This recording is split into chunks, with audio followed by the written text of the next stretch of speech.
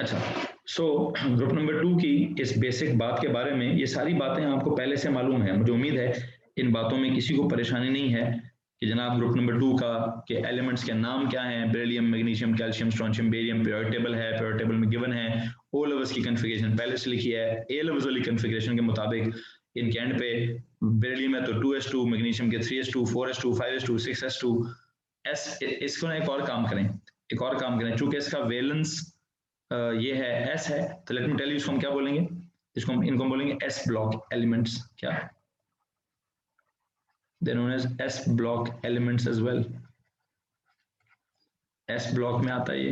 Nature इसकी metal है, कौन सा मेटल है? ये ट्रांजिशन ही नॉर्मल मेटल है। ग्रुप नंबर 1 से थोड़ा सा फिजिकली ज़्यादा इसकी फिजिकल प्रॉपर्टीज थोड़ी एडवांस्ड हैं, ज़्यादा हार्ड है, ज़्यादा मेल्टिंग पॉइंट है, लेकिन 1 के मुकाबले में, ट्रांजिशन के मुकाबले में कम है। खैर बहरहाल जो भी पुत्र, मैं इन प्रॉपर्टीज में लीस्ट इंटरेस्टेड हूँ। स्पेसिफिकेशन कहती है स्ट्रेट अवे क्या पता होना चाहिए, कहते हैं जी इन अल्कलाइन अर्थ मेटल्स की आपको फिजिकल प्रॉपर्टीज पता होनी चाहिए। हाँ, केमिकल प्रॉपर्टीज पता होनी चाहिए। फिजिकल प्रॉपर्टीज हम कंपाउंड्स जो बनाऊंगा इसके उसकी ओके जी। सो हेडिंग क्या देंगे जनाब? हेडिंग देते हैं केमिकल प्रॉपर्टीज ऑफ क्या? Of group number 2 metals। What is meant by chemical properties of group 2 metals?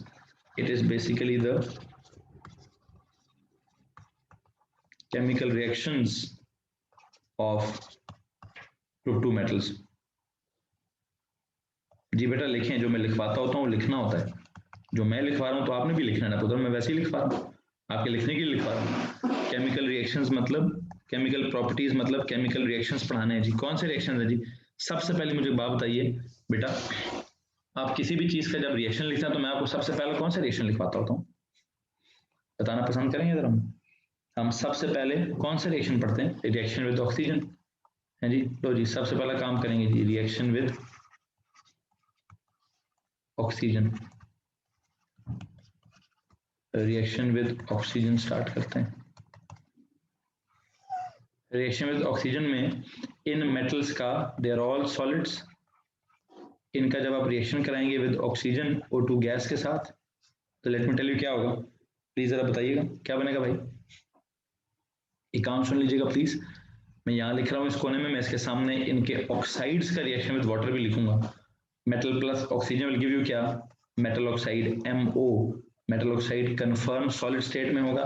Balance करने के लिए आपको शायद यहाँ पे हाफ लिखना पड़े, ठीक है। खैर ये जो मैं रिएक्शन के दौरान जो भी ऑब्जर्वेशंस हैं, जो भी कहानी है वो लिखवाकर, ये जो मेटल ऑक्साइड्स होते हैं, मेटल ऑक्साइड की नेचर क्या होती है जरा प्लीज बताना पसंद करेंगे? हमने कहीं पहले भी डिस्कस किया हुआ है, मेटल ऑक्साइड्स की नेचर क्या होती है? ये ले भाई, बाकी लोग जरा मुझे बता दें मेटल ऑक्साइड्स की नेचर क्या होती है। मेटल ऑक्साइड्स या मेटल हाइड्रोक्साइड्स बेसिक होते हैं। इन मेटल्स को इसी वजह से एल्कली कहा जाता है, इसी वजह से एल्कलाइन कहा जाता है कि इनके ऑक्साइड्स बेसिक हैं, पानी में डिसॉल्व होते हैं, पानी में डिसॉल्व होकर if it is a base, तो इस बेस को क्या करूं मैं? इस बेस को अगर मैं पानी में डिसॉल्व करूंगा, अब ये कंफर्म नहीं है कि कंप्लीटली डिसॉल्व होगा या रिवर्सिबली डिसॉल्व होगा, जैसे भी डिसॉल्व होगा क्या बनना चाहिए जी? मेटल हाइड्रो ऑक्साइड बनना चाहिए, मेटल हाइड्रो ऑक्साइड बनना चाहिए। जब भी आप किसी बेस को पानी में डिसॉल्व करते हैं तो क्या बनना चाहिए? एक एल्कली बननी चाहिए। अब इनको अगर हमने एल्कलाइन कहा है, इनको अगर हमने एल्कलाइन कहा है तो याद रखिएगा भाई, याद रखने वाली बात क्या है कि सर जी क्या होगा, देखते हैं जनाब। मेटल हाइड्रोक्साइड H2 हो गए, O2 हो गए, बैलेंस हुआ है, ठीक हो गया जी। अब स्टेप बाय स्टेप 1 बाय 1 लिखना स्टार्ट करते हैं। किसका रिएक्शन लिखवाऊं? सबसे पहले कराता हूं जी, सबसे पहले कराता हूं बेरिलियम का रिएक्शन। बेरिलियम का रिएक्शन विद ब्लू पेन। सबसे ऊपर बेरिलियम है ना, बेरिलियम सॉलिड होता है, ओके। ऑक्सीजन से उसका रिएक्शन कराओ, ठीक है। क्या बनेगा जी? BeO बनेगा सर। बेरिलियम ऑक्साइड बनेगा, सॉल्ट बनेगा। व्हाट इज दिस, यहाँ पे इसको बैलेंस करा के हाफ लिख दो। अब मुसीबत ये है कि जो आपका बेरिलियम ऑक्साइड है, इसको जब हम पानी में डालेंगे तो ये बहुत ही कम इसकी सॉल्युबिलिटी होगी, बहुत ही कम इसकी सॉल्युबिलिटी होगी। थोड़ा सा हल्का सा फुल्का सा पानी में डिजॉल्व होगा और ये बेरिलियम हाइड्रोक्साइड का एक्वियस सॉल्यूशन बनाएगा, otherwise majority of it will remain insoluble. अब मसला क्या है, मसला ये है, ये जो आपको याद है, आपने एल्यूमिनियम के लिए कुछ पढ़ा था, एल्यूमिनियम का रिएक्शन पढ़ा ऑक्सीजन के साथ, प्लीज जरा मुझे वो एक्सप्लेन कर दीजिए। अगर आपको एल्यूमिनियम का रिएक्शन याद है जरा प्लीज मुझे वो बता दीजिए। एल्यूमिनियम के सरफेस के ऊपर एग्जैक्टली यस क्या होता है सर, एक ऑक्साइड की लेयर फॉर्म होती थी, एक टफ नॉन पोरस और प्रोटेक्टिव और रिजिड लेयर फॉर्म होती थी। एग्जैक्टली वैसा ही काम यहाँ पर हो रहा है, और मैं आपको बात बताऊं, इसका ना बेरिलियम की बड़ी चार्ज डेंसिटी ज्यादा होती है, बेरिलियम की चार्ज डेंसिटी को बहुत ही ज्यादा है, ठीक है। मुझे नहीं लगता कि ये कोई बहुत ही 100% आयनिक होगा। रटी हुई हैं या do we analyse them and then decide like in O levels. मैं एंड में बताता हूँ कि इनकी सॉलिबिलिटी को मैं रटूंगा या आपको एनालाइज करूंगा, मुझे सारे लिखने दें, मैं इन पे एक असूल लिखवाऊंगा। और इस A2 में सबसे इंपॉर्टेंट ही एक मतलब इस क्या कहते हैं ग्रुप 2 में सबसे इंपॉर्टेंट काम ही है कि आपको ये पता हो कौन सॉल्युबल है कौन इनसॉल्युबल है। तो उसके लिए एक रूल लिखवा दूंगा मैं आपको, डोंट वरी, ठीक है। देखते हैं बेरिलियम ऑक्साइड के बारे में आपको बस बताता चलूं कि व्हाट इज दिस इज एक tough non porous rigid layer which protects the inner beryllium from reacting any further. It protects the inner beryllium. तो अगर ये inner beryllium को भी रिएक्शन नहीं होने दे रहा, क्या करूं? मुझे तो लगता है इधर भी यूं कर लो, इधर भी एक रिवर्सिबल से निशान लगा लो। क्यों? इधर भी एक रिवर्सिबल से निशान लगा लो। क्यों भाई? सर उसकी वजह यह है कि what is this beryllium oxide, it is a tough rigid non-porous oxide layer that protects what? That protects the inner beryllium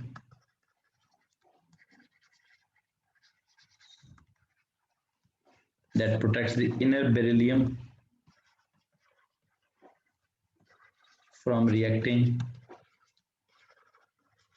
any further with oxygen. It prevents or it protects the inner beryllium from reacting any further with oxygen. हाँ जी बिल्कुल ऐसे ही है। वहां पे भी आपने जरा aluminium की रिएक्शन में क्या किया हुआ, सीधा एरो लगाया हुआ है कि रिवर्सिबल लगाया हुआ है? सरफेस की हद तक तो सीधा होगा, बस चलो इधर भी सीधा लगा दो, फिर एक काम करो, ओके नो इशूज। अगर आपने वहां भी सीधा लगाया है तो यहाँ भी सीधा लगा दो। बस इतना है कि सर सरफेस पे रिएक्शन जल्दी से हो गया, सरफेस पे रिएक्शन हो गया, अंदर से नहीं हो रहा। बस ठीक है, क्यों नहीं हो रहा सर? ऊपर ऑक्साइड की लेयर आ गई है, वो अंदर रिएक्शन ही नहीं होने देता। ऊपर एक ऑक्साइड की लेयर आ गई है, उसमें अंदर रिएक्शन नहीं होने दी। बात खत्म नहीं, सिंपल होगी बात जी। इसमें किसी को प्रॉब्लम है तो हाथ लगा खड़ा कर दें, या कोई सवाल जवाब कुछ कर लें, सीधा तो सीधा कर लें। लेकिन हाँ इधर रिवर्सिबल जरूरी है, क्योंकि मैंने यहाँ पे आपको एक बात बतानी है कि इसका पीएच क्या है। इसका पीएच जो है बेटा जी वो बहुत ही कम है, 7 से एक स्टेप ऊपर कर लें, बस एक स्टेप ऊपर कर लें, आई थिंक 8 कर लें, चलें 7 से एक स्टेप ऊपर करके 8 कर लें, कोई खास इतनी लंबी चौड़ी सॉल्युबिलिटी नहीं है। अच्छा ये तो हो गया जी बेरिलियम का ऑक्साइड, ये तो हो गया बेरिलियम का ऑक्साइड। मुझे बेरिलियम के ऑक्साइड के बाद किसको पढ़ाना है? बेरिलियम के बाद अगला वाला कौन सा आता है जी? आपने टफ रिजिड लेयर लिख दी होगी, टफ रिजिड लेयर लिख दिया होगा, मैं इसको मिटा देता हूँ जरा। अच्छा खैर आगे चलते हैं। बेरिलियम के बाद नेक्स्ट वन है भाई, इट इज मैग्नीशियम। मैग्नीशियम को अगर आप ऑक्सीजन के साथ ऑक्सीजन गैस का रिएक्शन कराएंगे तो I hope you know magnesium oxide solid बनेगा। और यहाँ मैग्नीशियम अच्छा खासा रिएक्शन है सर। ऑल्ट प्लस जी प्रेस कर दें प्लीज, इससे क्या होगा जी? ऑल्ट प्लस जी से क्या होगा मेरा भाई? मोहित अली मैंने पिछला नहीं लिखा, मैं बोल देता हूँ a tough rigid non-porous oxide layer is formed on the surface of beryllium which prevents the inner beryllium from reacting any further with oxygen, which prevents the inner beryllium from reacting any further with oxygen. ठीक है, okay. So next देखो जी, मैं magnesium का reaction लिखवा रहा हूँ कि magnesium reacts with oxygen to form magnesium oxide. Okay, अब इस मैग्नीशियम ऑक्साइड के साथ क्या सीन चल रहा है, मैग्नीशियम ऑक्साइड के साथ क्या सीन चल रहा है सर, यहाँ पे भी बैलेंस करने के लिए इसको हाफ लिख दें. यहाँ पे मैग्नीशियम ऑक्साइड के वक्त मैग्नीशियम कोई कम रिएक्टिव तो नहीं है, मैग्नीशियम तो अच्छा खासा रिएक्टिव है. यार मुझे एक बात बताओ, एक बात बताओ, आपको याद है यहाँ पे वो हमने पिछले साल डाउन द ग्रुप होता है कुछ पढ़ा होगा. What happens down the group, number of shells नीचे जाते जाते ज्यादा हो रहे थे, कोई प्रॉपर्टीज याद है डाउन द ग्रुप, कुछ प्रॉपर्टीज चेंज होती थी रिएक्टिविटी वाली. यस, रिएक्टिविटी वाली प्रॉपर्टी याद है, वो जरा ओ लेवल्स के रिमाइंडर के तौर पे यहाँ लिखना पसंद करोगे, यहाँ पे जरा ओ लेवल्स रिमाइंडर के तौर पे लिखोगे.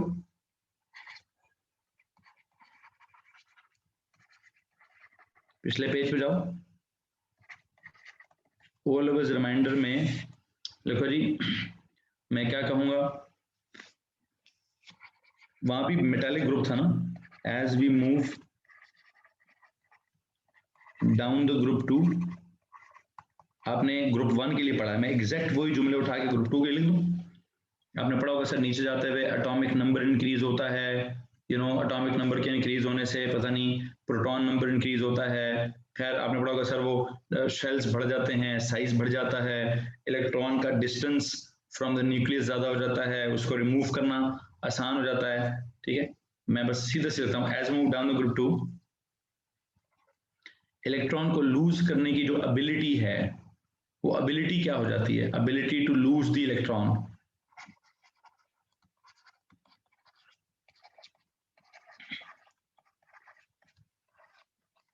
Ability to lose the electron increase कर जाती है. Ability to lose the electron को वैसे पता क्या कहते हैं, इसको कहते हैं इलेक्ट्रो पॉजिटिविटी. क्या कहते हैं, इलेक्ट्रो पॉजिटिविटी इंक्रीज कर जाती है. अच्छा, आपके पास एक और टर्म भी है, ionisation energy. What happens to ionisation energy, electron lose करना अगर आसान हो गया तो आयनाइजेशन एनर्जी क्या कर जाती है, डिक्रीज कर जाती है. आयनाइजेशन एनर्जी डिक्रीज कर जाती है. अच्छा, रिएक्टिविटी क्या कर जाती है, रिएक्टिविटी भी इंक्रीज कर जाती है, रिएक्टिविटी भी इंक्रीज कर जाती है. हम क्या कह रहे हैं, as we move down the group 2, बाकी बातें तो आप वो जो जिस तरह ओ लेवल्स में लिखते थे कि सर क्या होगा, एटॉमिक नंबर इंक्रीज करता है, फिर नंबर ऑफ शेल्स इंक्रीज करते हैं, फिर साइज इंक्रीज करता है, फिर डिस्टेंस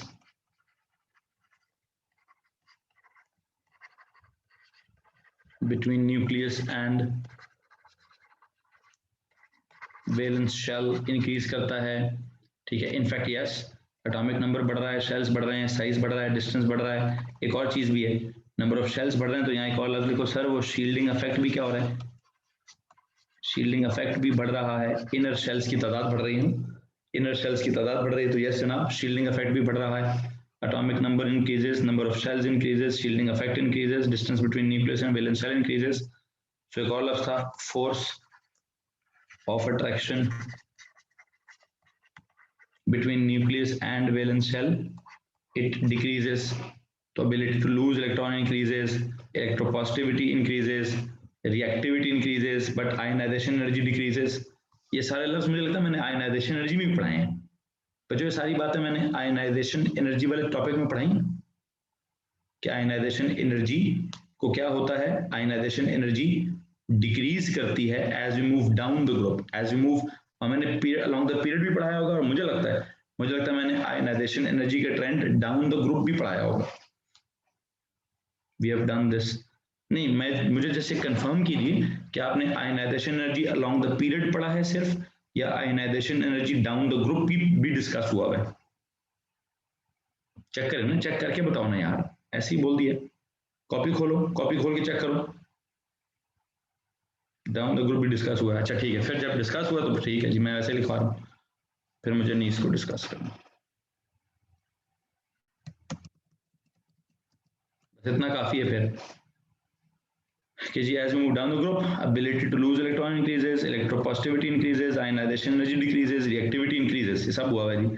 अब देखते जाइएगा कि जैसे जैसे नीचे जाएंगे रिएक्टिविटी कैसे इंक्रीज होगी। चेक करना भाई रिएक्टिविटी कैसे इंक्रीज होगी। ऊपर तो जस्ट सिंपल सा जेंटल तरीन रिएक्शन, नो विगरस, नो, बिल्कुल जेंटल रिएक्शन सा हुआ है। यहाँ पर क्या हुआ है, मैग्नीशियम को जब हम ऑक्सीजन में रखते हैं, पता क्या होता है, एक brilliant white flame is observed. क्या होता है, ब्रिलियंट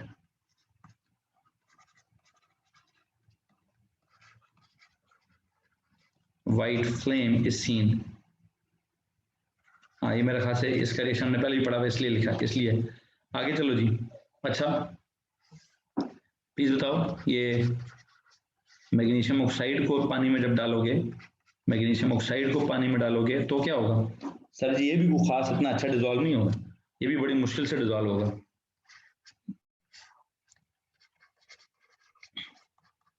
लेकिन चलो क्या मैं कह सकता हूँ सर कि उससे ज्यादा होगा, बेरिलियम से ज्यादा होगा, हाँ ये कहा जा सकता है कि बेरिलियम से ज्यादा डिजोल्व होगा, तो पीएच कितना कर दें सर, 9 कर दें, पीएच 9 कर दें, ठीक है।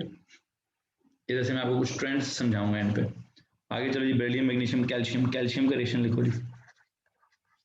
कैल्शियम को जब आप रिएक्शन कराएंगे हाफ O2 के साथ, पता क्या होगा, CaO बनेगा, दैट इज सॉलिड। इस केस में भी कोई फ्लेम होना चाहिए, इस केस में भी कोई फ्लेम होना चाहिए, brick red flame is observed, brick red, ये अब रटे मारने, ये रटे हैं भाई, अ brick red flame is seen. और इसको जब आप क्या करोगे, इसको जब आप पानी में डालोगे तो इसकी सॉलिबिलिटी अच्छी खासी हो जाएगी, मतलब ये एक दरमियान का मॉडरेट सॉलेबल है, मॉडरेटली सॉलेबल है। मॉडरेटली सॉलेबल का मतलब है इसने बनाना है कैल्शियम हाइड्रोक्साइड का लाइम वाटर, और उसका पीएच अच्छा खासा लाइक आई थिंक 10 को तो क्रॉस करेगा, 10 से ज्यादा हो जाएगा, इट्स पीएच विल बी, इसलिए मैं इसको पूरा एरो बना रहा हूँ। इधर मैंने क्या कर दिया, हालांकि यहाँ पे भी नॉट 100% बट इतना है कि पीएच को मैं 11 पे ले जाता हूँ, पीएच को मैं 11 पे ले जाता हूँ। बस 2 मिनट सब्र करो बेटा, सारी बातें लिखवाऊंगा, रिएक्शंस लिख लूँ फिर मैं सारी बातें लिखवाता हूँ, फिर मैं सारे ट्रेंड्स फॉलो करता हूँ। बेरिलियम मैग्नीशियम कैल्शियम, कैल्शियम का बाद क्या है जी, कैल्शियम के बाद strontium, strontium solid plus half O2 gas, इससे क्या निकलेगा, इससे क्या निकलेगा, इससे निकलेगा strontium oxide, strontium oxide solid. Strontium oxide का क्या फ्लेम है जी, ब्राइट रेड फ्लेम, क्या फ्लेम है जी, पहले था ब्रिक रेड, इधर है bright red flame is observed, bright red, bright red flame is seen. और जब मैं इसके ऑक्साइड को पानी में डालूंगा, स्ट्रोंशियम ऑक्साइड को पानी में डालूंगा, तो प्लीज देखिएगा क्या बनेगा, इसकी सॉलिबिलिटी उस वाले से भी ज्यादा होगी। और जरा इसके पीएच को चेक कीजिएगा प्लीज कि इसका पीएच क्या होगा। सर जी इसका पीएच कर लें, 12-13 कर लें, है जी। लेट मी टेल यू, इसके पीएच को मैं कोई 12 या 13 बना देता हूँ।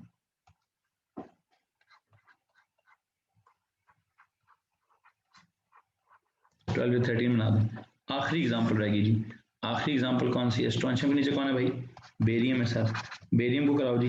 बेरियम सॉलिड को जब आप क्या करेंगे, हाफ O2 लाइक गैस में, इसका तो क्या बनेगा, बेरियम ऑक्साइड, BaO सॉलिड, ठीक है। अब ये BaO सॉलिड का क्या कलर है, BaO सॉलिड का क्या कलर है, Apple green flame, and Apple green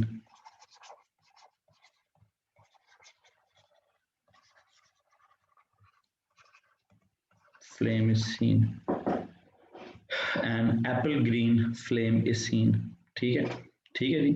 So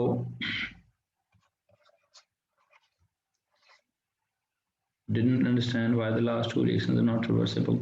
सब्र करो यार, बस थोड़ा सा सब्र करो, मुझे एंड करने दो, फिर मैं समझाऊंगा सारा कुछ। बेरिलियम ऑक्साइड को जब आप पानी में डालोगे तो ये इसकी और ज़्यादा सॉलिबिलिटी हो जाएगी, ये बेरिलियम हाइड्रोक्साइड का एक्वियस सोल्यूशन बनाएगा। और आपकी इतला के लिए अर्ज ये करूं कि इसका पीएच क्या होगा, इसका पीएच जनाब 13 या 14 होगा।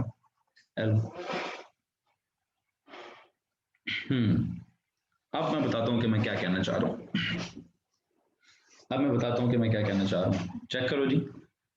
बेरिलियम भी ऑक्सीजन से रिएक्शन कर गया, मैग्नीशियम भी ऑक्सीजन से रिएक्शन कर गया, कैल्शियम भी ऑक्सीजन से रिएक्शन कर गया, स्ट्रोंशियम भी ऑक्सीजन से रिएक्शन कर गया, सबके रिएक्शन करा दिए। ओके, बेरिलियम का रिएक्शन सिर्फ किधर हुआ, बेरिलियम का रिएक्शन सिर्फ किधर हुआ, सिर्फ सरफेस के ऊपर हुआ। तो बिल्कुल ही जेंटल तरीन, मतलब आग भी नहीं लगी, कुछ भी ऐसा वैसा नहीं हुआ। हाँ, यहाँ पे थोड़ा व्हाइट फ्लेम निकला, यहाँ पे रेड फ्लेम निकला, यहाँ पे भी ब्राइट रेड फ्लेम निकला, यहाँ पे एप्पल ग्रीन फ्लेम निकला है। मेरा एक सवाल है, उस सवाल का जवाब देंगे आप? थोड़ा फिजिक्स टाइप है, फिजिक्स में इलेक्ट्रोमैग्नेटिक वेव्स टाइप है।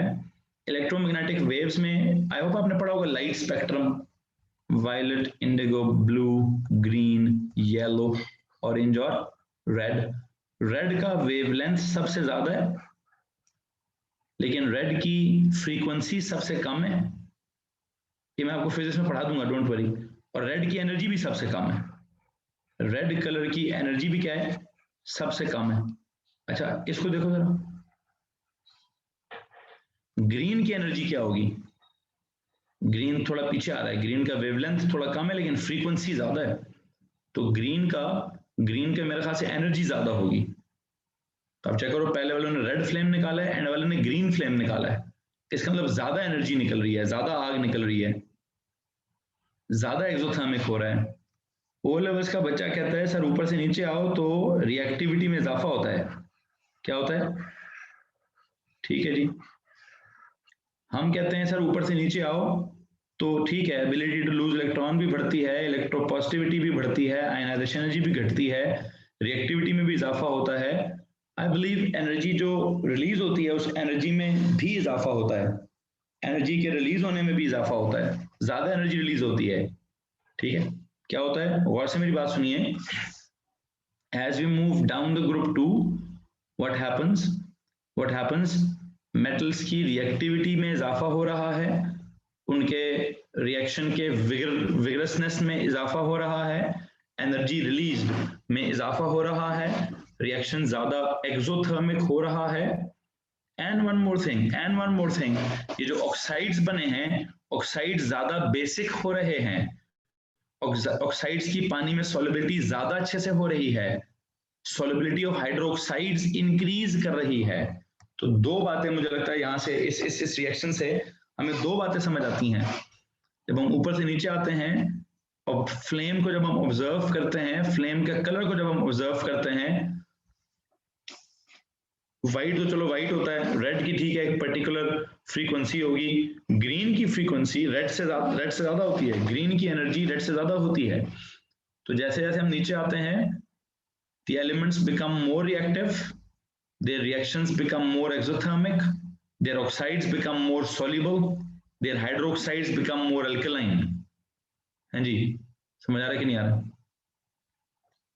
इसमें किसी को परेशानी है? Anyone?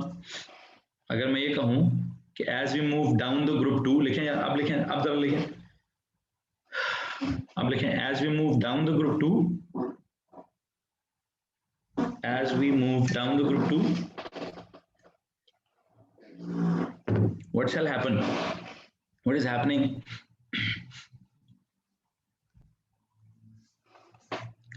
As we move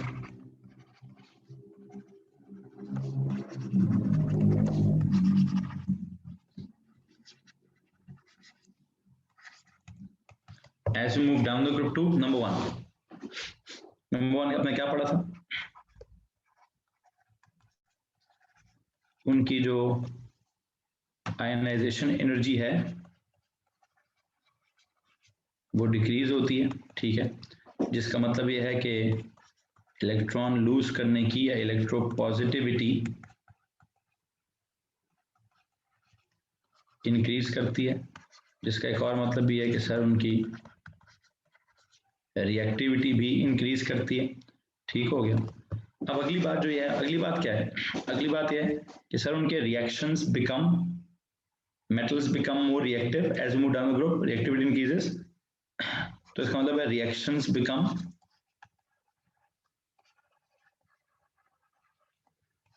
more exothermic, reactions become क्या, reactions become more exothermic, when the reactions become more exothermic मतलब more energetic, more kinetic, reactions become more exothermic and more vigorous। ठीक हो गया जी, रिएक्शंस की एक्सोथर्मिक भी ज्यादा होगी। Okay, flame का कलर क्या होता है, flame colour shifts from white to red to green। वैसे एक सवाल पूछूं आपसे, बेरियम के नीचे कौन है, बेरियम के नीचे कौन है, रेडियम। अगर कभी मैं कहूं जी रेडियम का भी रिएक्शन कराना है मैंने ऑक्सीजन के साथ, तो प्लीज आप मुझे बता दीजिए उसका कलर क्या होगा। रेड से पीछे चले गए ग्रीन, ग्रीन से पीछे फिर वो ब्लू हो जाएगा, है जी, ब्लू हो जाएगा, वायलेट हो जाएगा, इंडिगो हो जाएगा, कुछ ना कुछ ऐसा हो जाएगा। Yes exactly, yes exactly. So you know what, flame color shifts from white to red to green, okay, or maybe to what, maybe to blue। if I was to talk about radium, अगर मैं radium की example दे रहा होता तो शायद मैं उसका colour blue लिखवा देता। खैर मैं रेडियम की एग्जांपल नहीं दे रहा तो मैं इसकी डिस्कशन भी नहीं कर रहा, मैं इसकी डिस्कशन भी नहीं कर रहा। तो हम क्या कह रहे हैं, मैं आपसे क्या कह रहा हूं भाई, मैं आपसे यहाँ पे आयनाइजेशन एनर्जी कम होती है, वो तो पहले से पता है, इलेक्ट्रोपॉजिटिविटी ज्यादा हो गई, रिएक्टिविटी ज्यादा हो गई, मेटालिक कैरेक्टर ज्यादा हो गया, रिएक्शंस बिकम मोर एक्सोथर्मिक हो गए, मोर विगरस हो गए, फ्लेम का कलर शिफ्ट हो गया। ओके, जो एक और चीज है, जो ऑक्साइड्स फॉर्म हुए हैं, metal oxides are more basic, they get more basic, oxides become, oxides become more soluble, मतलब मोर बेसिक, मतलब pH increases। pH किसका, pH किसका, pH of hydroxides, pH of metal hydroxide increases। जी भाई यही समझा ना हमने पीछे यहाँ पे, और हमें क्या समझ आया यहाँ पे कि सर रिएक्शन तो सब कर रहे हैं, नीचे जाते जाते रिएक्शन तेज हो रहा है, रिएक्शन में ज्यादा एनर्जी निकल रही है, रिएक्शन की कलर, उसका कलर चेंज हो रहा है, जो ऑक्साइड्स बन रहे हैं, ऑक्साइड्स नीचे जाते जाते और बेसिक हो रहे हैं।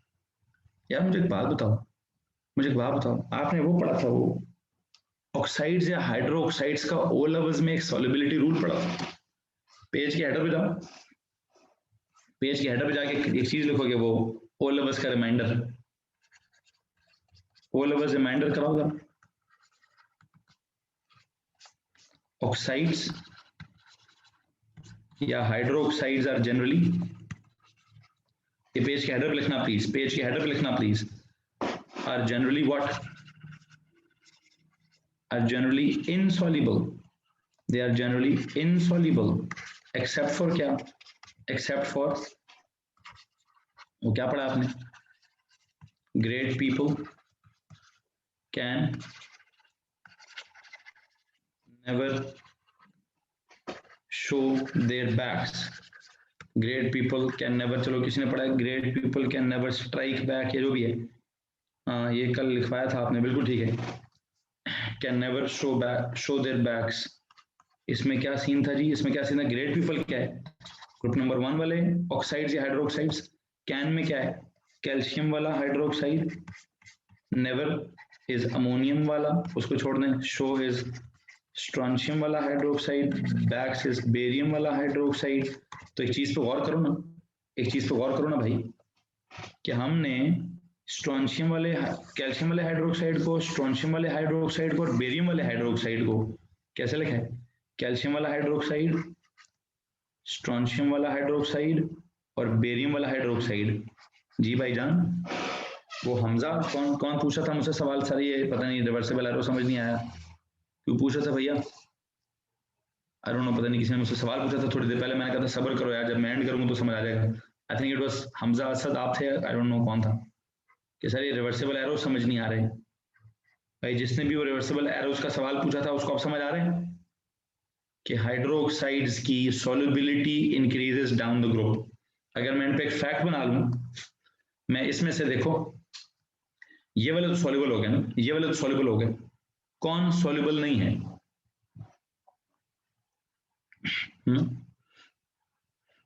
मैग्नीशियम बेरिलियम ऑक्साइड हमारे उस जुमले में क्यों नहीं है?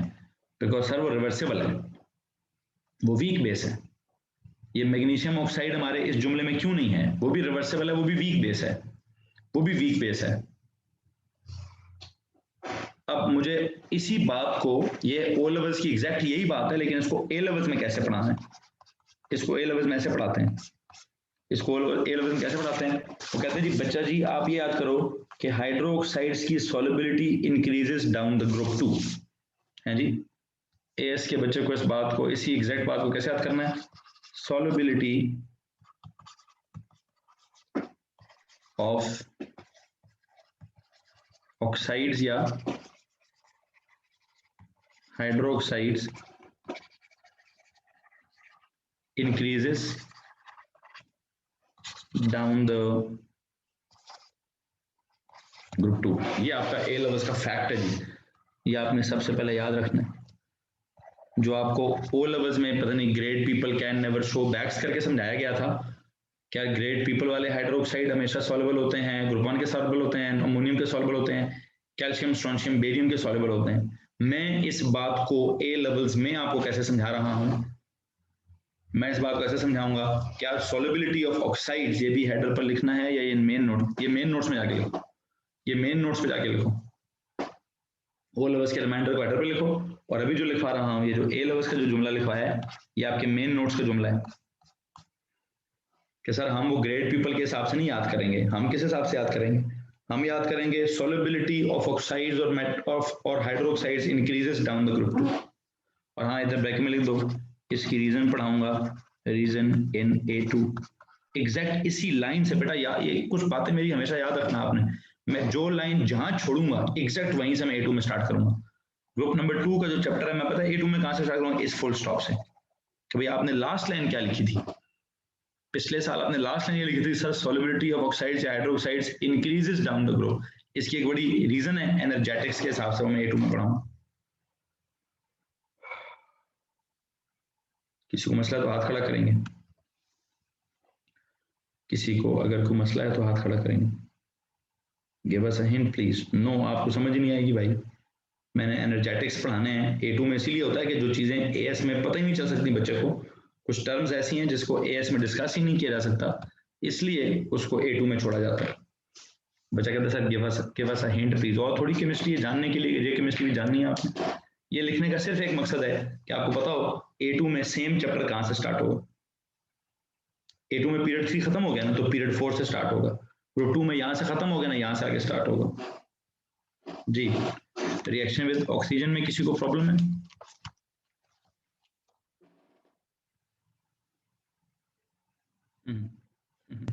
कहते sir you have built too much curiosity already.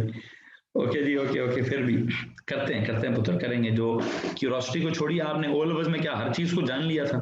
Step by step यार, step by step, Holi Holi, कौन सा कोई एक ही साल है कि आपने इसी साल अगले साल को, अल्लाह को प्यारा तो नहीं होना हमने कि खत्म करें सर सारी की सारी भी खत्म करें? ऐसा नहीं है, जिंदगी है, लंबी है, थोड़ी है, टाइम है, अल्लाह खैर करेगा इंशाल्लाह, अल्लाह खैर करेगा। ठीक है, हाँ जी। सो कुछ AS में कुछ A2 में तरीके से चलेंगे।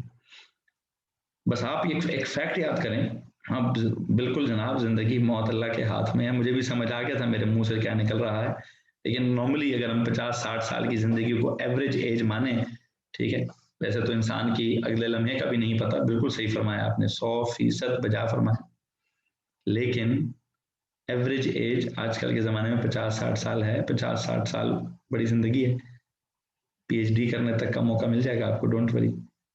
बस मैं सिर्फ कहना ही चाहता था, आज के दिन ही सारी केमिस्ट्री तो नहीं ना पढ़ानी भाई, ठीक है, कहीं ना कहीं होता है, हर लेवल होते हैं, ऑर्डिनरी लेवल कहीं पे जाके रुकता है, एडवांस सब्सिडरी लेवल कहीं जाके रुकता है, फिर A2 लेवल होता है वो कहीं जाके रुकता है, स्टेप बाय स्टेप जाते होते। बहरहाल बातें होगी भाई, बातें होगी। अगले रिएक्शन पे चलो।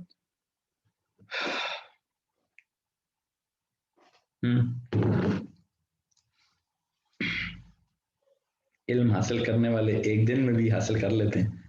इल्म पुत्र आपको क्या पता कितनी बड़ी चीज है जो एक दिन में हासिल होती है। इल्म जितना हासिल होते जाओ करते जाओ कम लगता है, ठीक है। वो क्या कहते हैं, सितारों से आगे जहां और भी हैं। जब इंसान को सितारों का पता चलता है तो वहां से अगली कहानी पता चलती है, वहां पहुंचता है तो वहां से आगे कहानी पता चलती है। इल्म किधर एक दिन में हासिल होता है, इल्म हासिल करने के लिए एक लंबी जद्दोजहद होती है।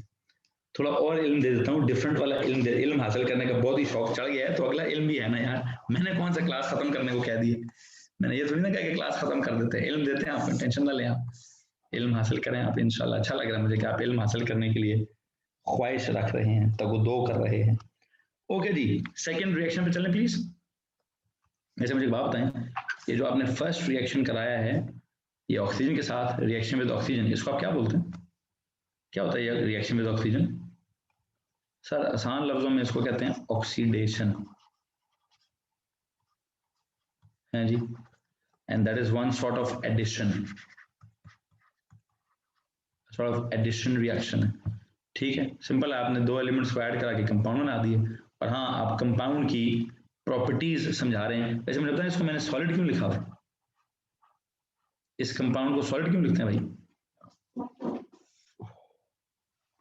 इसलिए कि सर ये आयोनिक होता है, क्या होता है, आयनिक बॉन्डिंग, इसलिए सॉलिड लिखते हैं। बेस क्यों बोलते हैं? बिकॉज पानी में डिजोल्व होकर थोड़ी कोई एल्कली बनाने की कोशिश करता है, लेकिन आप पहले दो बहुत कम डिजोल्व होते हैं, आखिरी वाले तरह सही तरह सुथरी तरह डिजोल्व होते हैं। तो हमने कहा basicity increases down the group, alkalinity increases down the group, pH increases down the group, या फिर solubility of metal oxides या metal hydroxides increases down the group 2। Group 1 वाले तो वैसे सब कुछ ही सॉल्युबल होता है ना, याद है ग्रुप 1 का सब कुछ ही सॉल्युबल होता है बच्चों। अब याद है हमने पिछले साल पढ़ा था all group 1 compounds are soluble. Group 2 में सब कुछ सॉल्युबल नहीं, ग्रुप 2 का सीन ही पुट है, ग्रुप 2 का सीन ही पुट है। अगर आप ग्रुप 1 के साथ कंपेयर करना चाहते हैं तो ग्रुप 1 के साथ क्या होता था, ग्रुप 1 का सब कुछ सॉल्युबल होता था। खैर रिएक्शन नंबर वो क्या था जी, नंबर 1 था रिएक्शन विद ऑक्सीजन, नंबर 2 है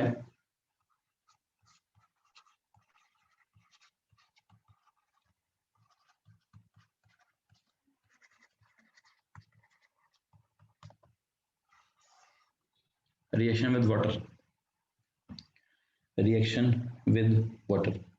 अब ये जो रिएक्शन विद वाटर है बेटा जी, क्या सीन है रिएक्शन विद वाटर का?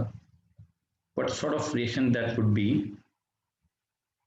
you know, if I say I've got this metal M in the solid state, if I ask it to react with water that is liquid, what do you think will happen? जी भाई, sir it depends, it depends कि आपने इसको क्या करना है। इससे पहले कि मैं रिएक्शन तक जाऊं, किसी बच्चे ने कहा सर इसका नाम रखें हाइड्रोलिसिस। ओके जी, हाइड्रोलिसिस नाम रखते हैं, एक और नाम भी बताएं। इसमें सीन क्या है, मतलब क्या होगा, क्या इसमें होता है सर, डिस्प्लेसमेंट होती है। क्या होता है भाई, डिस्प्लेसमेंट होता है। इसमें होगा क्या, डिस्प्लेसमेंट होगी। कौन किसको डिस्प्लेस करेगा? हाइड्रोलिसिस का तो मतलब ऐसी, okay sir reaction with water हो गया, डिस्प्लेसमेंट किसकी होगी? More reactive metal will try to displace hydrogen, metal group number 2 metals will, group 2 metals will displace what, will displace hydrogen from what, from water। और क्या, from water और steam, बल्कि simple लिखो water. One metals will try to displace hydrogen from water। अब scene कुछ यूं है, scene कुछ यूं है कि अगर लिक्विड वाटर है, अगर लिक्विड वाटर है तो पुत्र क्या होता है, मेटल हाइड्रोक्साइड बनता है एक्वियस सोल्यूशन में, और प्लस क्या, प्लस हाइड्रोजन गैस रिलीज होती होगी, ठीक है। लेकिन लेकिन अगर मैं कहूँ कि यार ये तो तब होगा जब कोल्ड वाटर होगा, जब क्या होगा, जब टेम्परेचर जो है वो ऑलमोस्ट 25 डिग्री सेल्सियस के आसपास हो और ये कोल्ड वाटर का सीन हो, तो ये होता है। लेकिन अगर मैं कहूँ जी कोल्ड वाटर का सीन नहीं है, बल्कि कौन सा सीन है, आई होप आपको याद होगा कि आपने कहीं ना कहीं ओ लेवल्स में H2O गैस के साथ भी रिएक्शन कराया हुआ है, कि जब आपने टेम्परेचर को क्या किया होगा, ग्रेटर देन 100 डिग्री सेल्सियस रखा होगा, कोल्ड वाटर की वजह आपने स्टीम यूज की होगी, तो क्या बनाया था, तो आपने शायद मेटल ऑक्साइड बनाया हो in the solid state plus hydrogen gas. ठीक है, तो वाटर और स्टीम दोनों लिख दें जी। ये जो ग्रुप नंबर 2 के मेटल्स हैं, अब देखेंगे कि कौन ठंडे पानी से रिएक्शन करता है और कौन इनमें से स्टीम से रिएक्शन करता है, कौन इनमें से स्टीम से रिएक्शन करता है। आई थिंक आपको मालूम है कि क्या होता है, बहुत कम रिएक्शन है, मतलब बेरिलियम और मैग्नीशियम की रिएक्टिविटी चूंकि बहुत कम है, तो क्या करें जी, क्या करें। सबसे पहला रिएक्शन कराता हूं मैं किसका,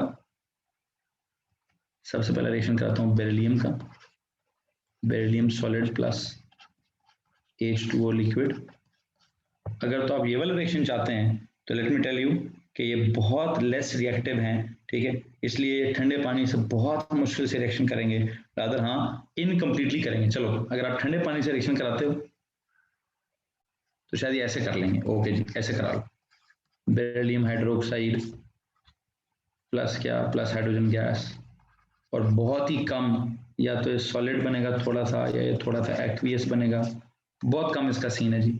इससे बेहतर है कि ये रिएक्शन कैसे हो, इससे बेहतर है कि आप इसको कोल्ड वाटर की बजाय किससे कर दें, बेरिलियम को जब आप कोल्ड वाटर की बजाय किससे कराएंगे भाई, H2O स्टीम से कराएंगे, तो हाँ रिवर्सिबल की बजाय पूरा रिएक्शन हो जाएगा, that is much better, beryllium oxide plus H2 gas. और आई थिंक यही काम किसके साथ होगा, यही काम आपके मैग्नीशियम के साथ भी होगा, वो भी कोई इतना खास, बस मैं दोनों बता रहा हूँ बिलाल, दोनों बता रहा हूँ, दोनों कैसे बता रहा हूँ कि देखो देखो, कोल्ड वाटर के साथ कराओगे बेरिलियम का, तो बेरिलियम सबसे लेस रिएक्टिव है, इसलिए बहुत बहुत नामुमकिन तो नहीं, बहुत मुश्किल है कि ये रिएक्शन हो, हाँ ये रिएक्शन हो जाएगा, ठीक है। इसी तरह अगर मैं मैग्नीशियम की बात करूं, तो मैग्नीशियम को भी अगर आप ठंडे पानी से रिएक्शन कराने की कोशिश करोगे तो मेरा नहीं ख्याल होगा सही से, ये भी सही से नहीं होगा। इनफैक्ट यहाँ पे भी क्या होगा, मैग्नीशियम हाइड्रोक्साइड ही बनाओ, अब पता नहीं वो भी सॉलिड बनता है कि एक्वियस बनता है, ठीक है, प्लस H2 गैस बनाओ। इसका भी बेहतर है कि क्या करें, इसका भी सर बहुत बेहतर है कि मैग्नीशियम सॉलिड को H2O स्टीम से रिएक्शन कराएं और बिल्कुल सीधा सीधा MgO बने और प्लस H2 बने, ठीक हो गया। हाँ बाकियों का इतना बड़ा मसला नहीं है, बाकी कौन कौन से हैं, बाकी रह कौन कौन से गए, बेरिलियम मैग्नीशियम कैल्शियम है सर, कैल्शियम ठंडे पानी से आराम से रिएक्शन करता है, H2O लिक्विड क्या बनाता है, calcium hydroxide aqueous plus H2 gas. फिर इसी तरह कैल्शियम के बाद स्ट्रॉन्शियम है, स्ट्रॉन्शियम भी ठंडे पानी से आराम से रिएक्शन करता है और क्या बनाता है, स्ट्रॉन्शियम हाइड्रोक्साइड एक्वियस और हाइड्रोजन गैस। उसके नीचे कौन है, उसके नीचे सर बेरियम, वो भी आराम से रिएक्शन करता है, प्लस ठंडे पानी से आराम से रिएक्शन करेगा और क्या बनाएगा, barium hydroxide aqueous plus H2 gas. लो जी, हाँ जी, तो बताओ कि क्या सीन हो रहा है, क्या इसकी वजह से बैलेंसिंग तो बताओ, H2 दो हो गए, यहाँ 2 कर लो जी। जी आई थिंक यहाँ पे भी MOH2 यहाँ पे 2 कर लें जी, बैलेंसिंग ठीक हो गई। अब जो मैंने बात लिखनी है कहाँ पे, इनके साथ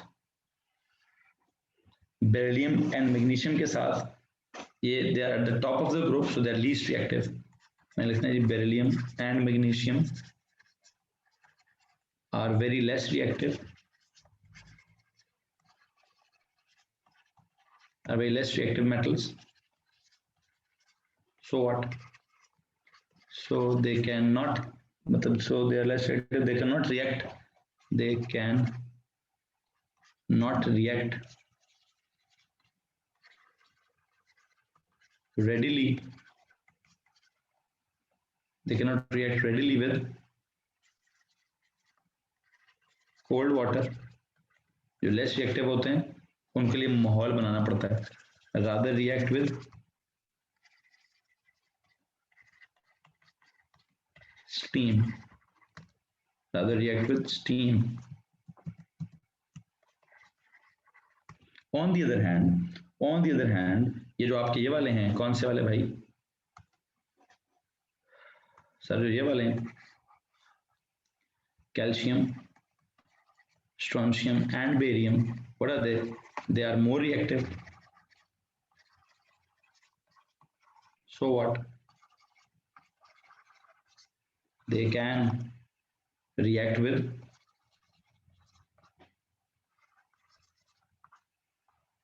क्या? With cold water easily. They can react with cold water easily and displace hydrogen from it. And तो मैंने ऊपर लिखा हुआ है displace ही करना है. Group 2 metals will displace hydrogen from water or steam. नीचे वाले ऊपर वाले steam को कर रहे हैं, नीचे वाले water से displace कर रहे हैं. मुझे लगता है इसका हल्का फुल्का रेफरेंस कहीं O levels में भी है.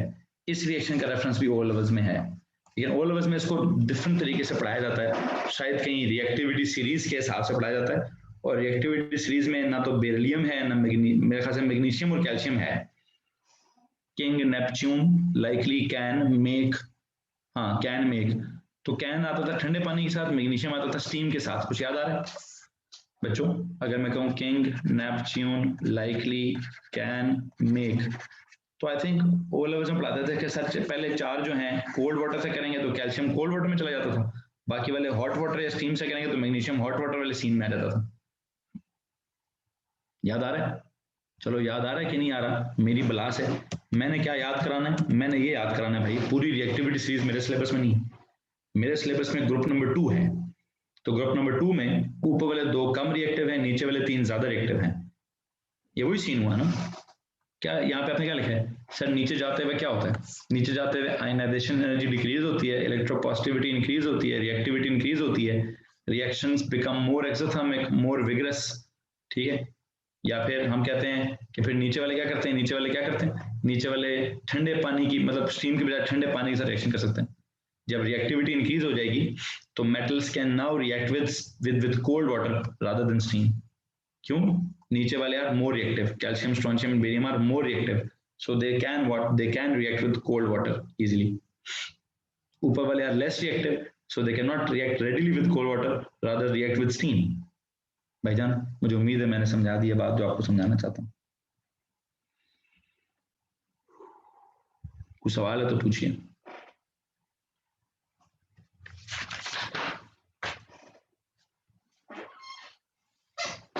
Questions please. बच्चों सवाल पूछना चाहते हैं तो पूछ लीजिए. No sure. ओके, तीसरे रिएक्शन पे चलेंगे. फिर ऑक्सीजन के साथ हो गया, ठीक है, फिर पानी के साथ हो गया. Now there is this third reaction, and third reaction is with what?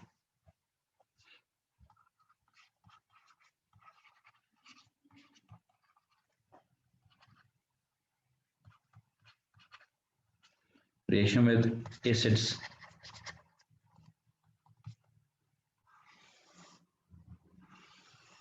Hello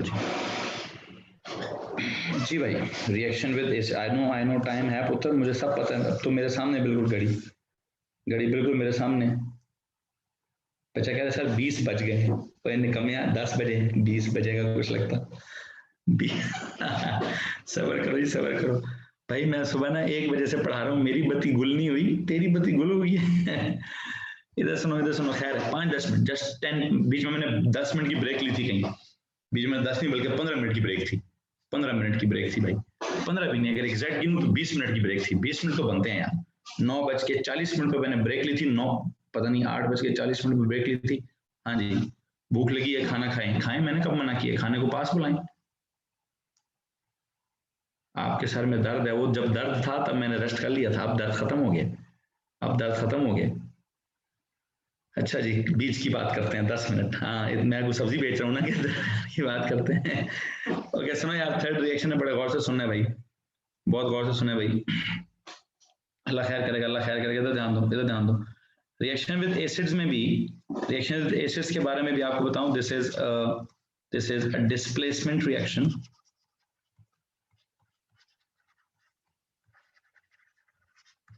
displacement reaction होता है, जैसे पानी में से हाइड्रोजन को डिस्प्लेस किया गया, तो यहाँ पे भी क्या होगा, यहाँ पे भी क्या होगा, no no no please Safi मशवरे बंद करें, तो ध्यान दें। हाँ, थोड़ी देर पहले तो आप सबको इल्म हासिल करने का शौक चढ़ा हुआ था, अभी क्या प्रॉब्लम हो गया है, ये ध्यान दो। डिस्प्लेसमेंट रिएक्शन है, इसमें क्या होगा, group 2 metals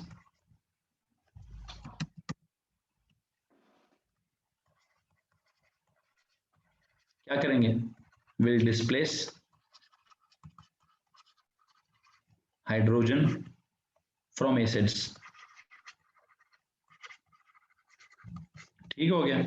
so you know what, कोई भी आपके पास, अगर ये मिसाल के तौर पे मैं जनरल सी बात करता हूँ, कोई मेटल लेते हैं इन द सॉलिड स्टेट, अगर इसका रिएक्शन कराता हूँ with any HX in the aqueous state, what do you think क्या होगा, M1X2 in the aqueous state plus क्या, प्लस H2 गैस। बैलेंस करने के लिए यहाँ पे 2 लिख दीजिए, बैलेंस करने के लिए यहाँ पे 2 लिख दीजिए, और ये होगा क्या, दिस इज मेटल। ओके, मैं सीधे सीधे रिएक्शन लिखाता जाता हूँ बस अभी। इसमें से सबसे पहला मैं रिएक्शन कराऊंगा विद HCl, विद HCl। किस किस का कराऊंगा, जरा सुनते जाइएगा भाई। Beryllium,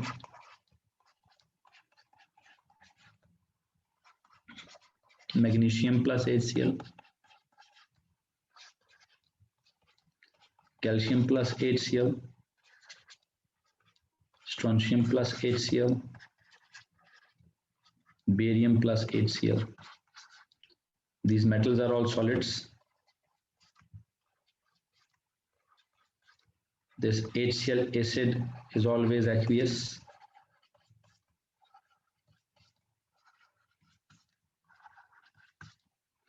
There'll be a reaction and a salt will be formed, beryllium chloride, magnesium chloride, calcium chloride, strontium chloride, and barium chloride. This is aqueous, aqueous, aqueous, and aqueous plus H2 gas.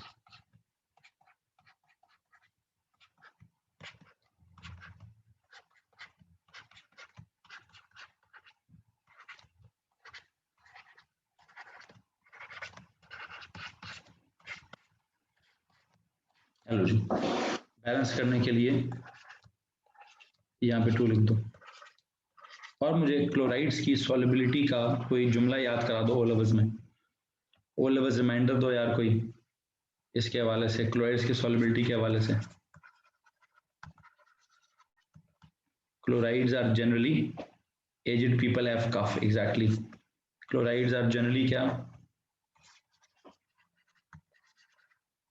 Chlorides, aged people have cars, ये जो भी cough है, aged people have cough, chlorides are generally what, soluble, तो सब soluble हैं, except क्या, except क्या भाई, aged people have cough, aged chloride, PbCl2, HgCl, CuCl।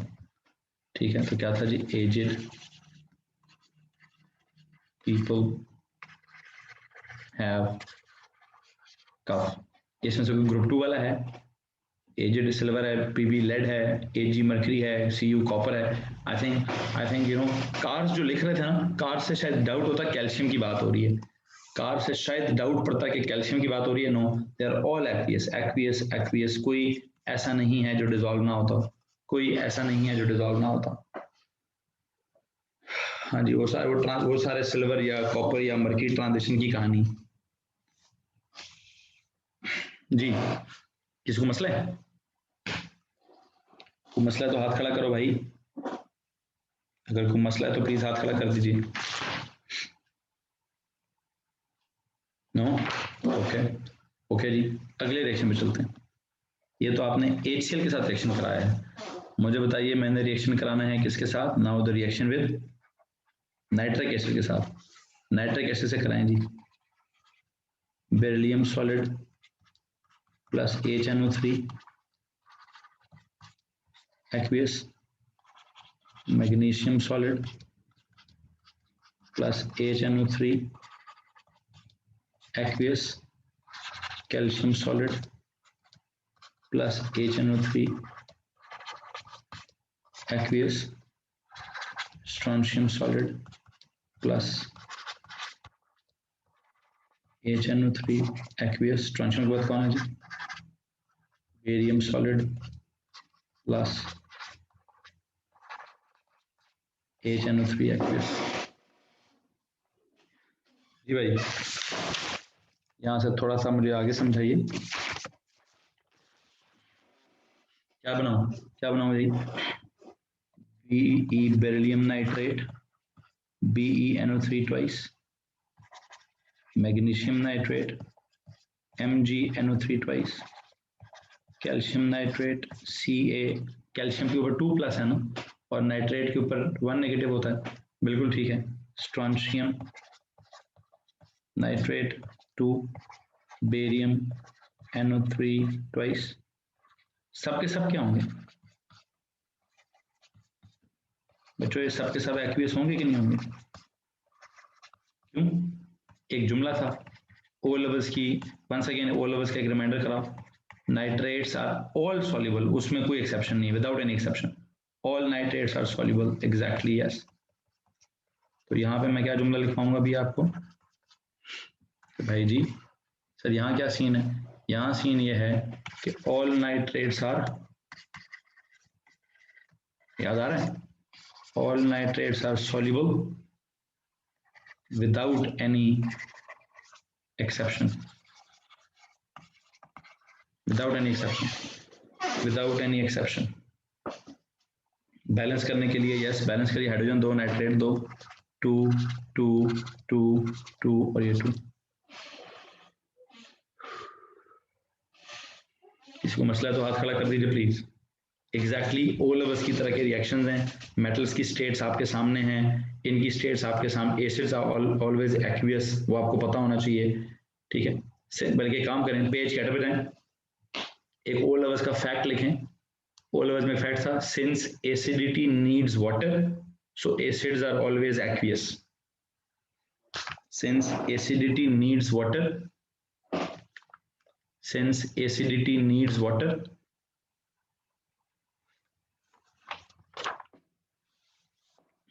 इस पेज के हेडर पे क्या लिखेंगे?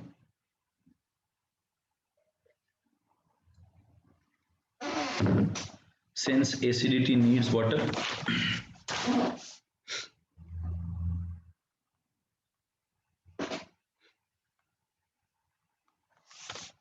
जी, since acidity needs water, so what?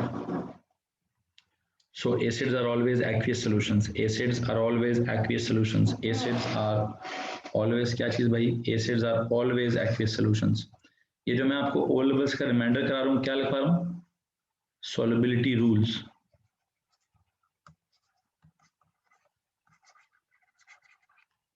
किसके? Solubility rules for what? For salts. ये जो metal chlorides हैं या metal nitrates हैं, what are they? Metal chlorides या metal nitrates क्या हैं? एक काम करें, जुमला क्या था यहाँ पे? Group 2 metals will displace hydrogen from acids to form क्या चीज? Metal salts। ये भी लिखिए please. Group 2 metals will displace hydrogen from acids to form metal salts, to form metal salts। Metal chloride भी सॉल्ट है, मेटल नाइट्रेट भी salt है। और अगर बेटा आपने कुछ चीज पूछनी है तो प्लीज हाथ खड़ा कर दीजिए। Since acidity needs water, so what? Since acidity needs water, बाकी क्या लिखा है? So acids are always aqueous solutions, so acids are always aqueous solutions, so acids are always aqueous solutions. Okay जी, किसी को मसला है भाई? एक एसिड रह गया, एक एसिड रह गया, हाइड्रोक्लोरिक एसिड हो गया है, नाइट्रिक एसिड हो गया, कौन सा एसिड रह गया भैया? प्लीज बताएंगे कौन सा एसिड रह गया? सल्फ्यूरिक एसिड रह गया। Exactly yes, exactly yes. Sulphuric acid का रिएक्शन हम किधर लिखेंगे? सुनो भाई, सल्फ्यूरिक एसिड रह गया है, तो देखो जी सल्फ्यूरिक एसिड का रिएक्शन लिखते हैं नंबर सी पे।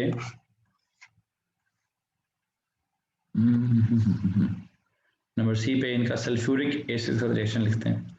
किस किस का? यही beryllium solid plus sulphuric acid, इसकी स्टेट्स अभी ना लिख देना कहीं, magnesium solid plus sulphuric acid, beryllium magnesium, calcium solid plus sulphuric acid. Calcium के बाद क्या है जी? Strontium solid plus sulphuric acid, और आखिरी कौन है भैया? Barium solid plus sulphuric acid. अब ये करेंगे क्या? हाइड्रोजन को डिस्प्लेस तो करेंगे भाई। बेरिलियम सल्फेट ये बनाएगा, मैग्नीशियम सल्फेट ये बनाएगा, कैल्शियम सल्फेट ये बनाने की कोशिश करेगा, स्ट्रोंशियम सल्फेट ये बनाएगा, बेरियम सल्फेट ये बनाएगा, लेकिन एक मसला है साथ साथ, प्लस H2 गैस,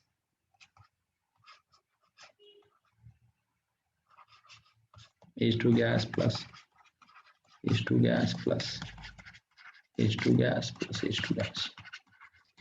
जी भाई, यार जी मुझे जरा वो सल्फेट्स की सॉलिबिलिटी वाला कोई जुमला तो याद करा दें। हाँ जी, sulphates are generally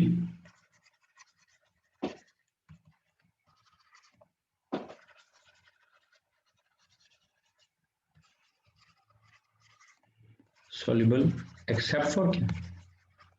aged people can't see buses, या पता नहीं क्या कह रहे हैं, all snakes can be poisonous, okay, except for aged people can't see buses। हाँ जी, क्या जुमला था हमारे पास? एजेड, मैंने जो पढ़ाया ओ लेवल्स में वो है aged people can't see buses. पहला क्या था? एजेड पीपल हैव कफ, और ये क्या है? Aged people can't see buses. Aged people can't see, और आप लोग क्या कह रहे हैं? All snakes can be poisonous, okay. असल में ना ऑल से मुझे एतराज है, ऑल से एतराज है कि ऑल तो एल्यूमिनियम के लिए नहीं होता, ऑल आप एजेड के लिए एजी करें, मतलब एजी के लिए aged snakes can be poisonous, या all people can't see buses. खैर बात जो भी है, जो भी किसी ने याद किया है, मुझे कोई एतराज नहीं है भाई। बस ये बताना चाहता हूं, barium sulphate is solid.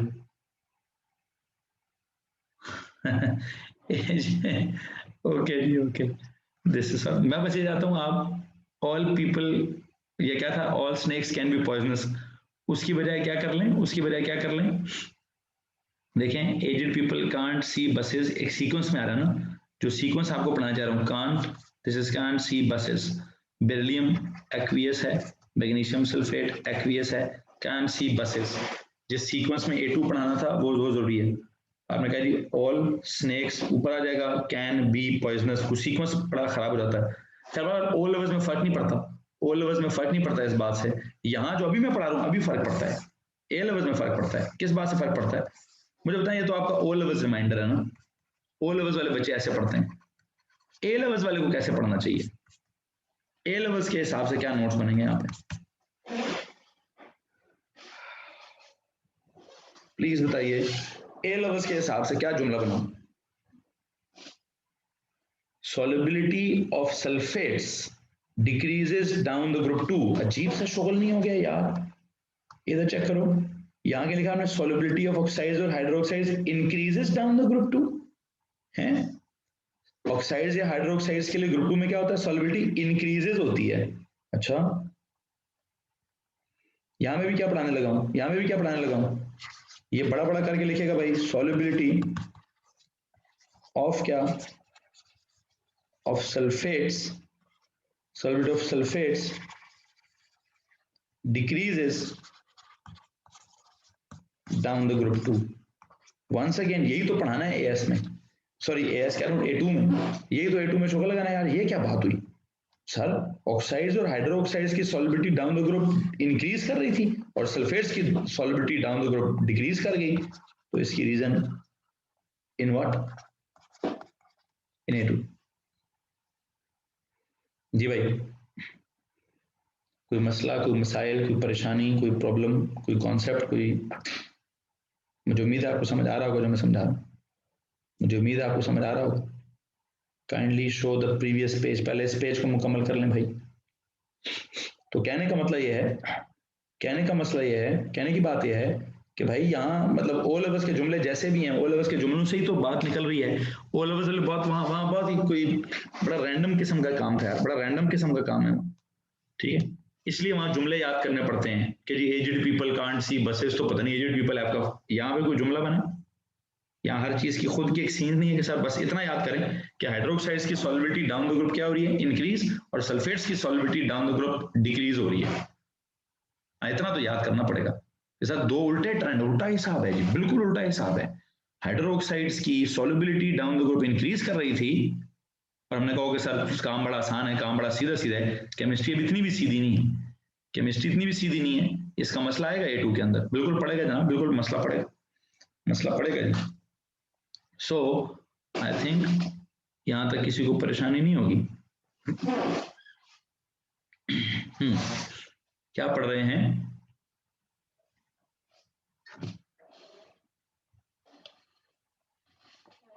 Sorry Abdul Muiz, I will not take this as a reason.